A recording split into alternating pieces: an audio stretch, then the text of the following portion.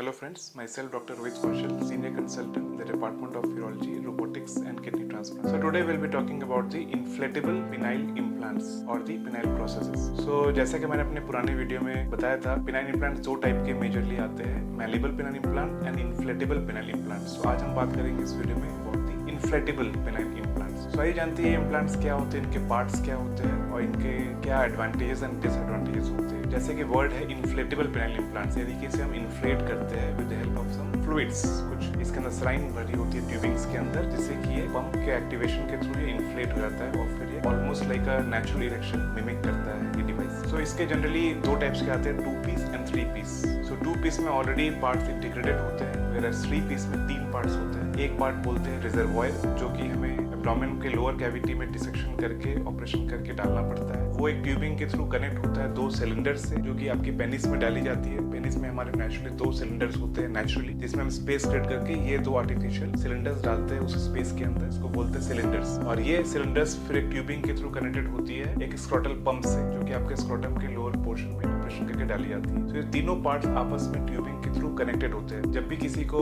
Intercourse करना होता है या इरेक्शन अचीव करना होता है, वो इस स्क्रोटल पंप को एक्टिवेट करते हैं, जिसके माध्यम से जो भी लाइन उनके रिजर्वॉयर के अंदर स्टोर रहती है पहले से ही, वो पानी का सर्कुलेशन होते हुए वो पेनाइल सिलेंडर्स में चला जाता है एंड उस पर फिर उनको आर्टिफिशियल इरेक्शन आ जाता है, जिससे वो इंटरकोर्स कर सकते हैं. And after the completion of intercourse again उस स्क्रोटल पंप में एक बटन होता है, जिसको दबाकर ये कंप्लीटली वो पानी जो भी सलाइन उसके अंदर है वो वापस रिजर्वॉयर में चला जाता है. तो इसीलिए इसका नाम होता है इन्फ्लेटेबल पेनाइल प्रोसेसेस. आज के डेट में ये सबसे बेस्ट पेनाइल इम्प्लांट्स अवेलेबल है इंडिया में, और इसके रिजल्ट्स मच बेटर है then the malleable penile implants. But इसका ओनली डिसएडवांटेज है नंबर 1 कि ये बहुत कॉस्टली है compare to the malleable penile implants, and only few companies are manufacturing it unlike the malleable penile implant. Malleable की कम से कम 5-6 कंपनीज मैन्युफैक्चर कर रही है, whereas इन्फ्लेटेबल पेनाइल इम्प्लांट्स सिर्फ कुछ ही कंपनीज मैन्युफैक्चर कर रही है, जैसे कि ज़ेफिर हो गया, कोलोप्लास्ट हो गया, रिजिकॉन हो गया एंड बॉस्टन साइंटिफिक. एंड इसको डालना भी थोड़ा कॉम्प्लेक्स होता है, ये कॉम्प्लेक्स सर्जिकल प्रोसीजर होता है, जिसमें रिस्क ऑफ इन्फेक्शन थोड़ा सा ज्यादा होता है कंपेयर टू मैलिबल इम्प्लांट. इसलिए से बहुत ही स्टाइल वे में, क्लीन वे में डालना पड़ता है during surgical procedure. So friends, अगर आप में या आपके किसी फ्रेंड्स में पेनाइल इम्प्लांट के लिए एडवाइस किया गया है for their erectile dysfunction problem, so please do meet your urologist at the earliest to get the correct advice and treatment.